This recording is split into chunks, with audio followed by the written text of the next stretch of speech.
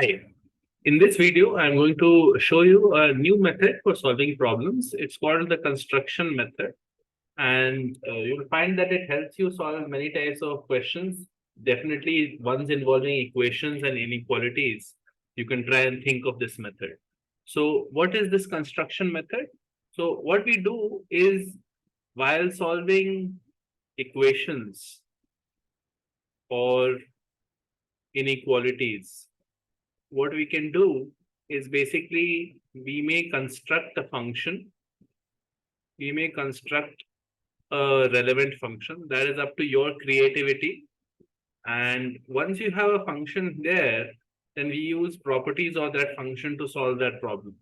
Use properties of that function to try and solve that problem. Right? So we'll show you the method through some examples here and some sample problems, which you will find are quite relevant to Olympiads. And you will definitely learn something from these methods. So let's start off. The first question that we look at is this. Let A, B, C be real numbers with absolute value, mod A, mod B, mod C are all less than 1, right? We have to prove that AB plus BC plus CA plus 1 is greater than 0. Okay. So let's think about how we go about doing this. Now, here we have AB plus BC plus CA plus 1 is greater than 1, is greater than 0. So let's think of a function that will capture this expression, right? So let's think of a linear function. And the linear function looks somewhat like this. F of x is equal to b plus c into x plus bc plus 1, right? Where x lies between -1 and 1. Why am I saying x lies between -1 and 1? Because the question has said that mod A, mod B, mod C is less than 1. So I want to eventually put, instead of x, I want to put A. So if I put instead of x A, I will get f of A is equal to A times B plus C plus BC plus 1. And you can expand it and you will realize that that is the left-hand side expression here. AB plus BC plus CA plus 1, right? Now, we can use this x is equal to A only if x lies between -1 and 1, because the condition of the problem has said that mod A should be less than 1, right? So I have a linear function here, which at a particular value of the input, when x was A, the function f of A becomes the expression that we care about, right? Okay. So now what we need to show is that f of A is greater than 0, right? If we are able to show that f of A is greater than 0, our inequality is true, correct? So now it becomes a little easy because we have a linear function, right? We have a linear function here, f of x. Now this linear function will be greater than 0 for all values if the endpoints f of 1 and f of -1 are both greater than 0. Why is this true? Because f of x is a linear function and linear functions are monotonically increasing or decreasing, right? So if you want to ensure that it is always positive in a certain interval, all you need to do is check the endpoints of the interval. If the endpoints are always greater than 0, the linear function will always be greater than 0 in that particular interval, right? So let's find out what is f of 1. F of 1 is b plus c plus bc plus 1, which is equal to b plus 1 into c plus 1. Now think about it. Since mod b and mod c are less than 1, then 1 plus b and 1 plus c are both positive. So this is greater than 0, right? Similarly, f of -1 is equal to minus b minus c plus bc plus 1. And you can factorize this also as b minus 1 multiplied by c minus 1. check that out. BC minus B minus C plus 1. So this is equal to this. Now, both of these fractions, both of these brackets are basically negative. So the product will be positive.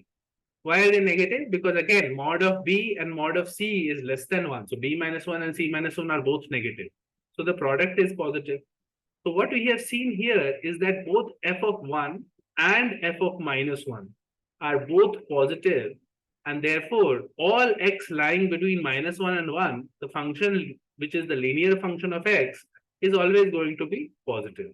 Now we can take a specific value of x in this interval. Let's take it as a, and that proves that f of a should be greater than 0. And that is what we wanted to show, right? So this is a very simple example where we took a simple linear function and we were able to prove that the function will take values which are positive, right? Let's see other problems which will help you understand this principle better. Question number 2 says, let x, y, and z belong to 0 to 1. We have to show that x times 1 minus y plus y times 1 minus z plus z times 1 minus x is less than 1.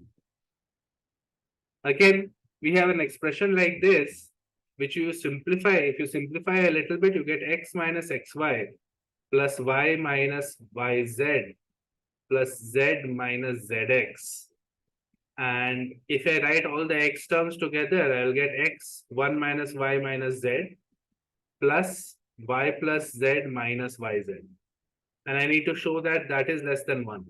So we can think of defining a function, let f of x be equal to x times 1 minus y minus z plus y plus z minus yz minus 1, right? This function, we have to show that this function is less than 0. If we can show that this function is less than 0, then you will be able to show this inequality, right? We need to prove this. So I have used the statement of the problem itself to define a function. Here we can view y and z as some constants. We can view y and z as some constants, and these constants obviously lie between 0 and 1. And again, we can see here that f of x is a linear function in x, is linear in x, right? So in order to say anything about the value of f of x, we need to check the endpoints of this f of x, right? But x lies between 0 and 1. So let's just look at the endpoints. F of 0 is basically y plus z minus yz minus 1. And if you simplify that, it comes out to be, if you factorize it, it is 1 minus z into y minus 1, right? Now, because y and z lie between 0 to 1, 1 minus z is positive and this is negative. So this is less than 0, right? Similarly, f of 1 is what? F of 1 is 1 minus y minus z plus y plus z minus yz minus 1, right? So that is going to be equal to, these two terms cancel, and you have 1 also cancels, and you have simply minus yz. Now, y and z are both lying between 0 to 1, so yz is positive and minus yz is less than 0. So because at the two endpoints, f of 0 and f of 1, the value is less than 0, we have f of x is less than 0 for all x belongs to 0 to 1, right? And if f of x is less than 0 for all x belonging to 0 to 1, we have basically shown that x into 1 minus y minus z plus y plus z minus yz is less than 1, right? So hence proved. Again, we did this question by choosing a simple linear function. Let's see other examples of how we solve more problems using this principle. Question 3 is basically saying, let a1, a2, an, b1, b2, bn be real numbers, and we have to show that a1 square plus a2 square plus an square multiplied by b1 square plus b2 square plus bn square is greater than equal to A1 B1 plus A2 B2 plus AN BN whole square. This is basically the Cauchy's inequality for n terms. Cauchy's inequality. And we are going to supply a proof for Cauchy's. And the way we do it is again through a function. We construct a function and then we look at properties of that function, right? So we can say that if A1 square plus A2 square plus AN square is equal to 0, that implies, since it is a sum of squares, that implies A1 is equal to A2 is equal to AN is equal to 0. And if that is true, the inequality is satisfied. Inequality is true. Why? If you put A1 and all of the A1s are 0, then obviously both sides become 0, right? So we will take the case where A1 square plus A2 square plus AN square is not equal to 0, right? And if that is so, we construct a function now. We construct a quadratic function. And what is this function? F of x is equal to sum of all the AN square. So I goes from 1 to n into x square minus twice of sum of all the AI BIs. I goes from 1 to n x plus sum of all the BI squares, where I goes from 1 to n again. This is my quadratic. Basically, this quadratic has the terms that we need. This is the sum of all the AI square. This is the sum of all the BI square. And this is the left-hand side, right? Now, in this function, we know that the first term, the coefficient of the x square term in the quadratic is non-zero, so it must be positive. So this is an upward facing parabola, right?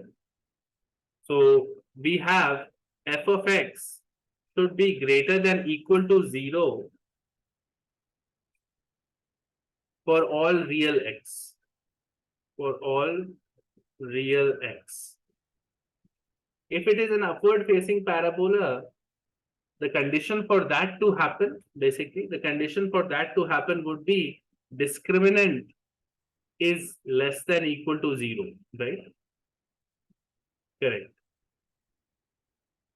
Actually, I'll just add a couple of steps here. This is my expansion of f of x. Now, what you can think of it here is you can think of it like this.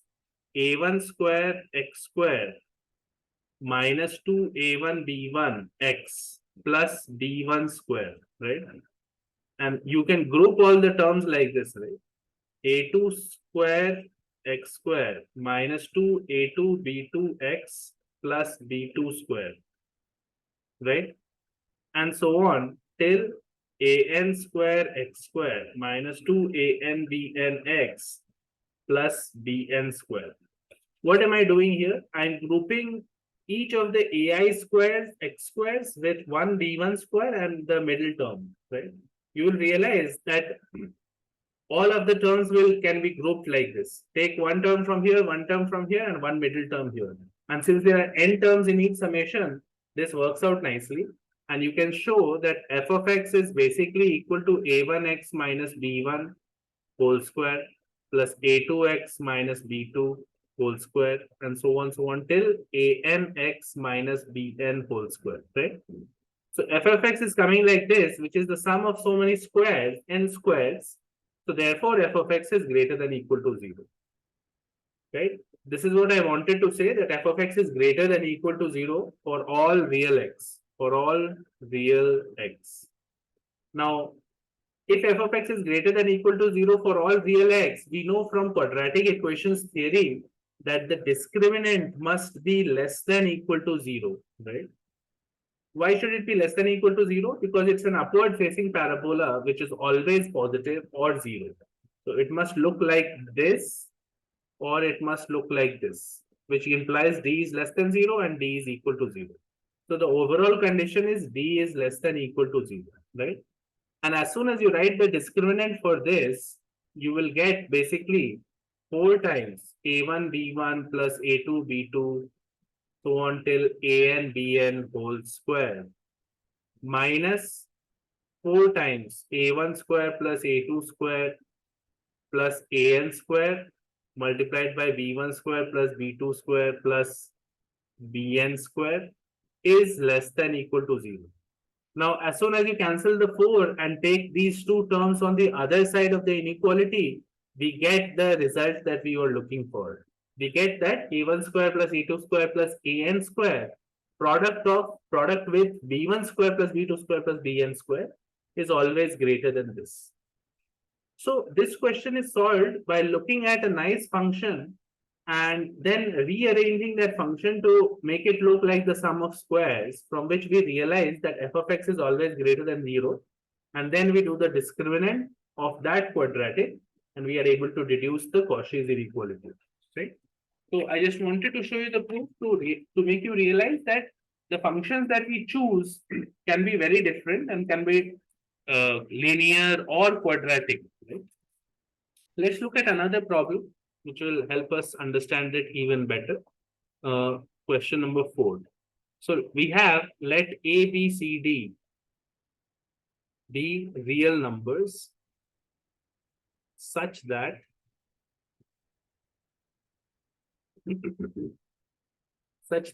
A plus B plus C whole square is greater than equal to twice of A square plus B square plus C square plus 4D. Now we have to show that AB plus BC plus CA is greater than equal to 3D. Okay. So this condition is given to us and we have to show that this happens, right?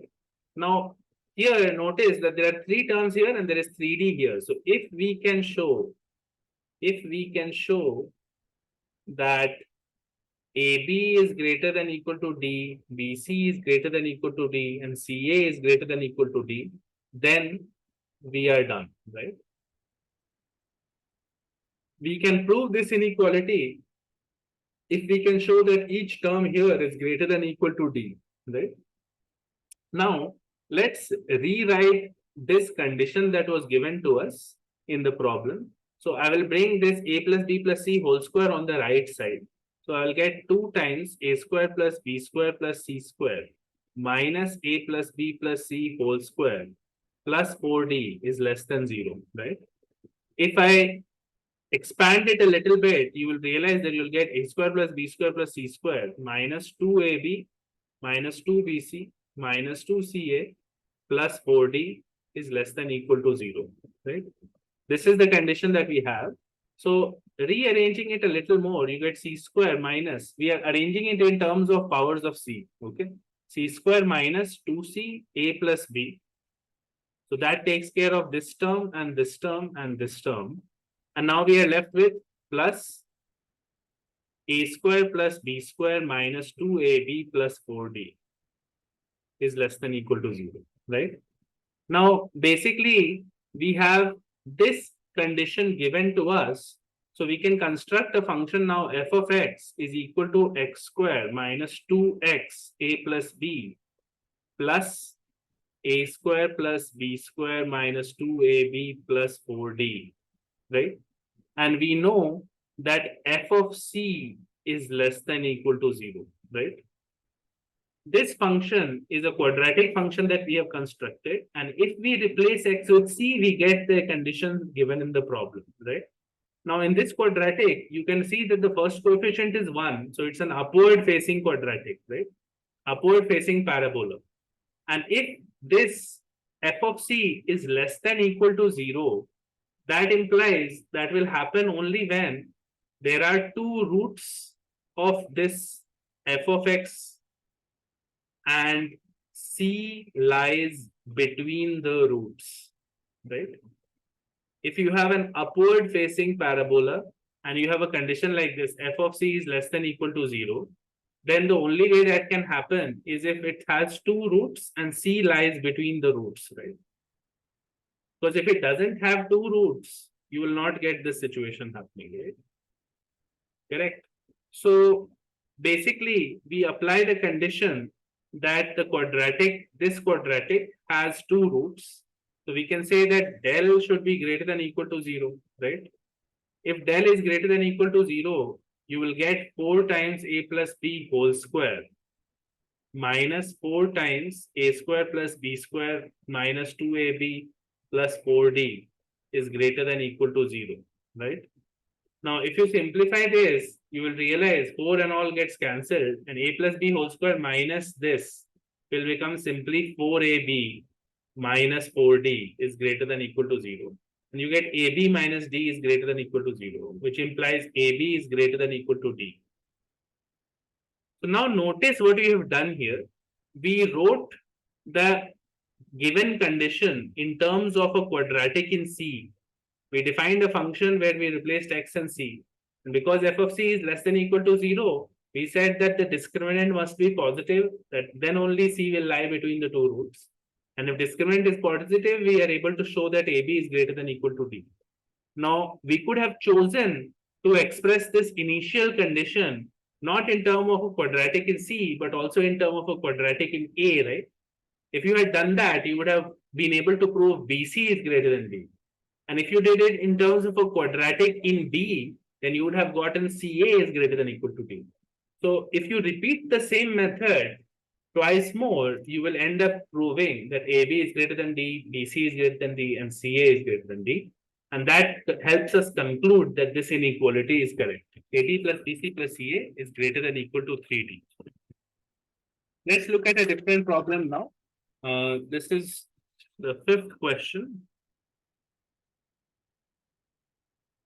We have let A, B, C, D, E, F be positive integers.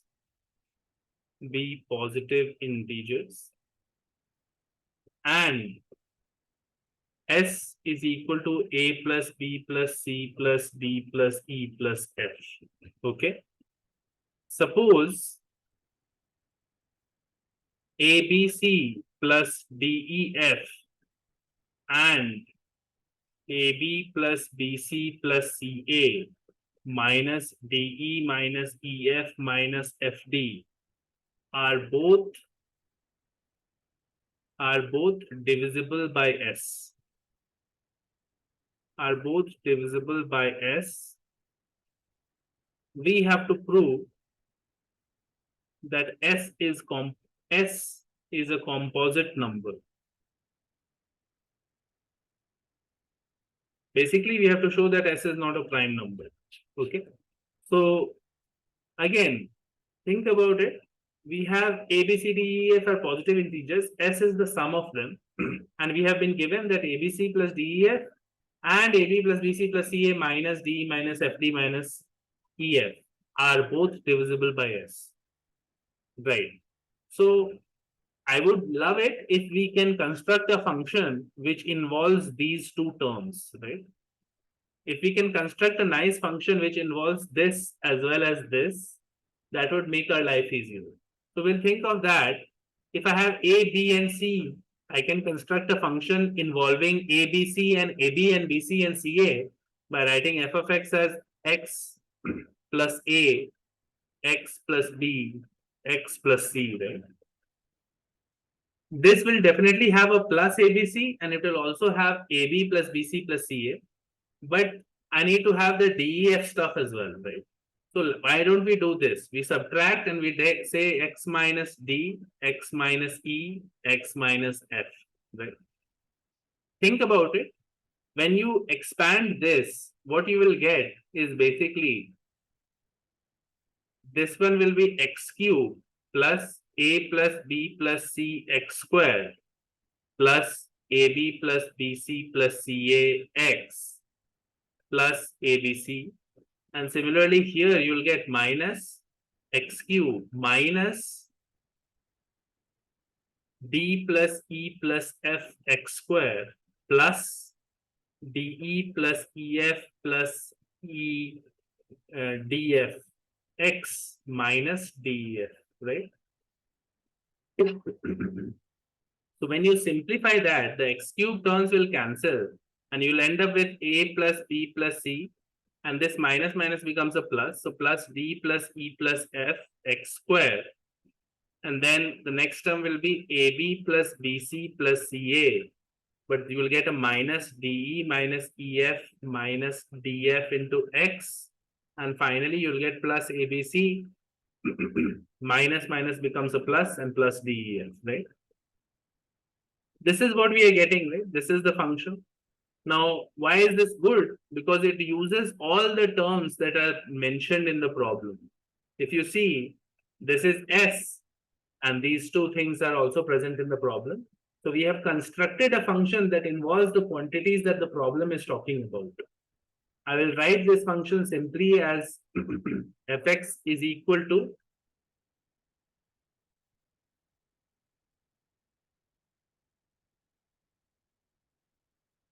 f of x is equal to s times x square plus AB plus BC plus CA minus DE minus EF minus FDX plus ABC plus DEF. Right. Now the problem has said that this coefficient, this term and this term are both divisible by S. They are divisible by S. So we can say that this term is anyway S. So we can say that S will divide fx for every integer x, right? Why is S going to divide fx for every integer x? Because all the coefficients of this quadratic are divisible by S. So we can take S common basically, and we'll get S x square plus some p into x plus some q, right? Because S into p should be this, where p and q are integers, right? So we have S divides fx for every integer x. And now, if I choose the input x as d, we had fx was equal to what? Fx was equal to x plus a, x plus b, x plus c, minus x minus d, x minus e, and x minus f. So if you put x as d, f of d is what? F of d is d plus a, d plus b, d plus c, right? And this term vanishes because d minus d is 0, right? So we know that S divides f of d because d is an integer. So therefore, S divides d plus a, d plus b, d plus c. Correct? Now, note that this d plus a, d plus b, d plus c, if S divides it, we will have S should be equal to some integer times d plus a, d plus b, d plus c, right?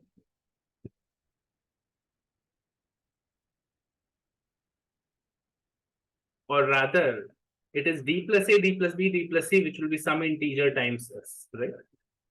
Correct. Now you have to realize that here d plus a, d plus a, d plus b, and d plus c are all smaller than S,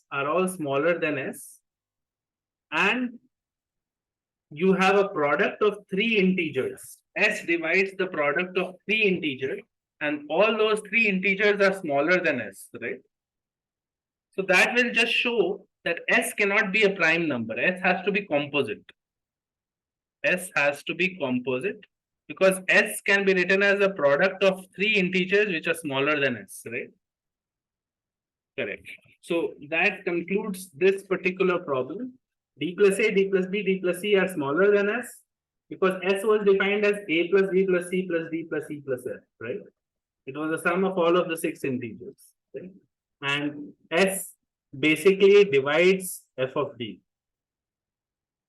So when you have a product of three integers is divisible by S, your S has to be now a composite number, right? Okay, we'll move on to the next one. This question talks about let f of x be a polynomial of degree 98 such that f of k is equal to 1 by k, where k goes from 1 to till 99, right?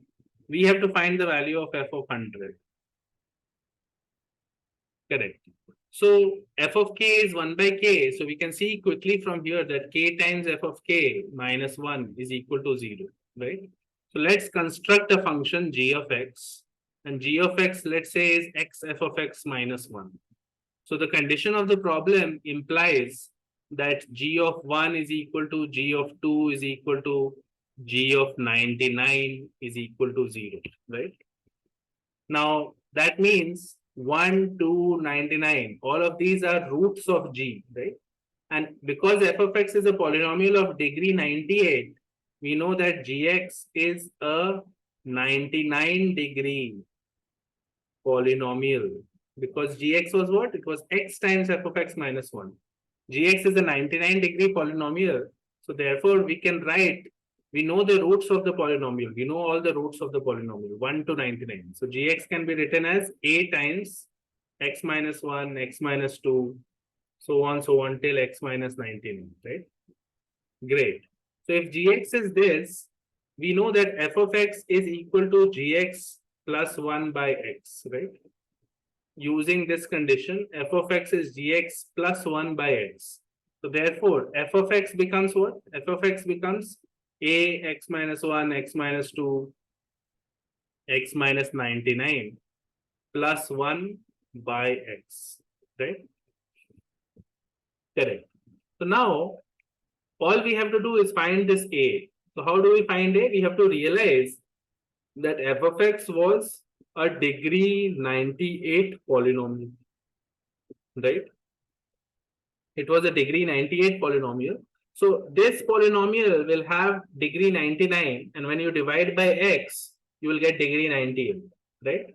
But there is an issue here, because if you have a constant term in this polynomial, let's say this stuff was equal to some capital A x power 99 plus something something, and then at the end there was some constant term d, capital D, right?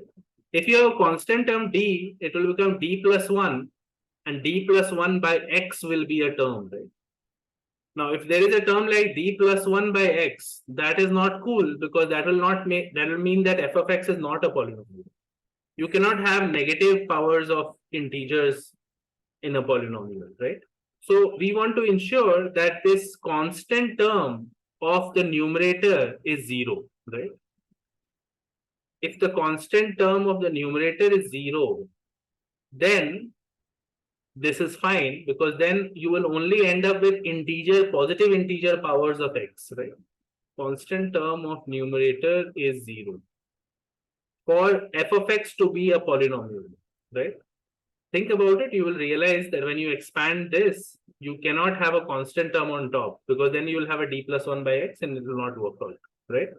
So that means, what is the constant term in the top part? It is basically a into minus 1, minus 2 till minus 99 plus 1, right?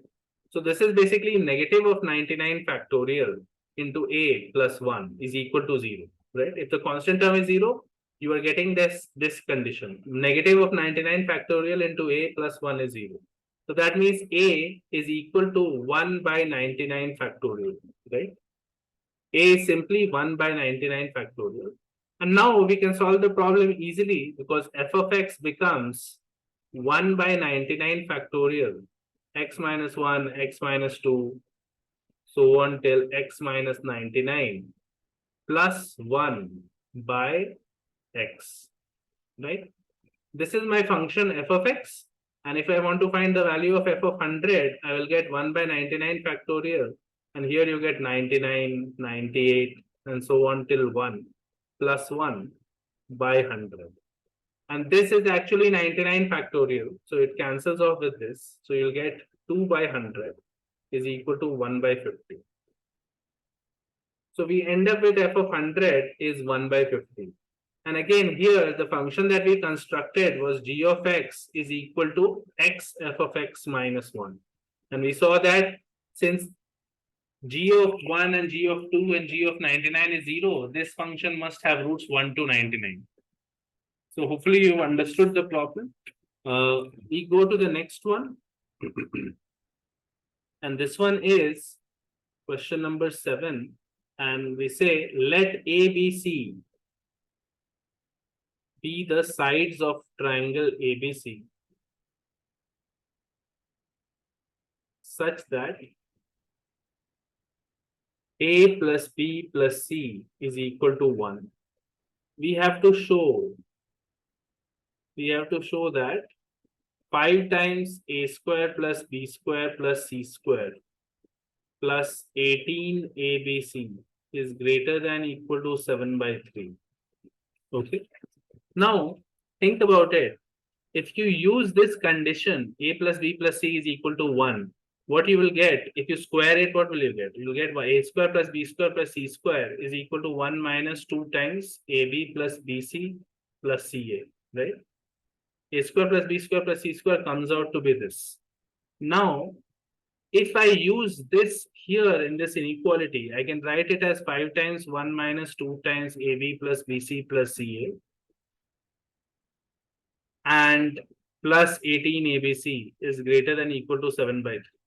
So trying to prove this inequality is equivalent to proving the inequality 5 minus 10 AB plus BC plus CA plus 18 ABC is greater than 7 by 3, right?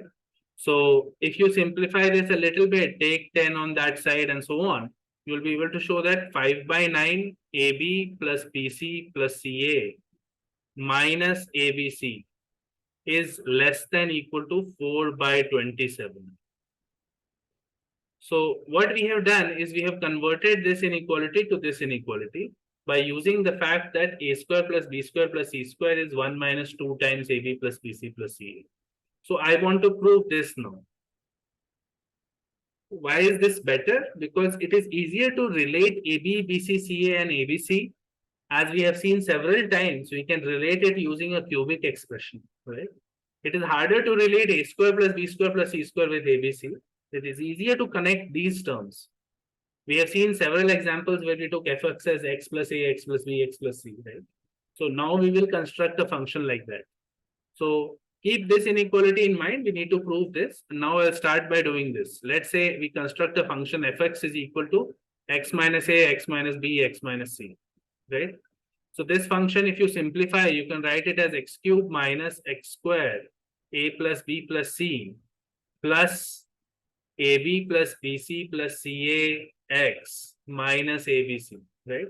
And since A plus B plus C is equal to 1, we can write it as fx is equal to x cube minus x square plus AB plus BC plus CA into x minus ABC, right?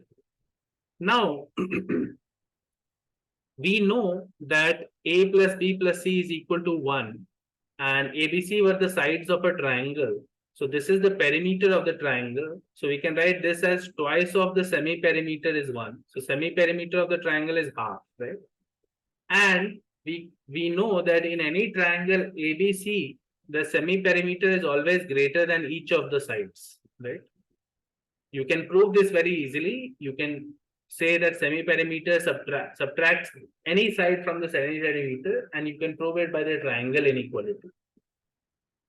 So you can say S minus A is equal to B plus C minus A by 2.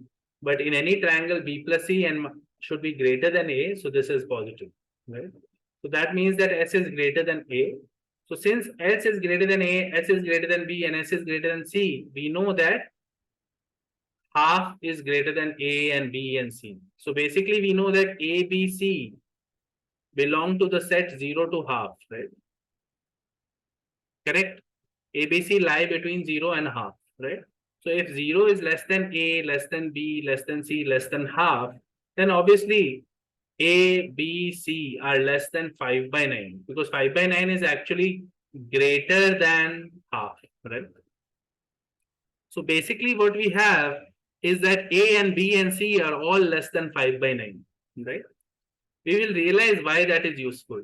Because actually the inequality that I wanted to prove had a 5 by 9, right? I will write the inequality that we have to prove here.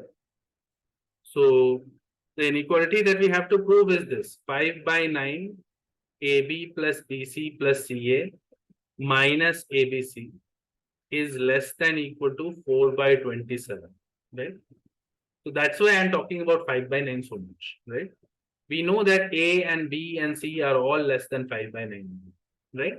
So here, if I do f of 5 by 9, f of 5 by 9, I will get basically 5 by 9 whole cube minus 5 by 9 whole square plus 5 by 9 AB plus BC plus CA minus ABC. Notice that we get this term here, right? This is what the left-hand side of the inequality comes out to be, correct?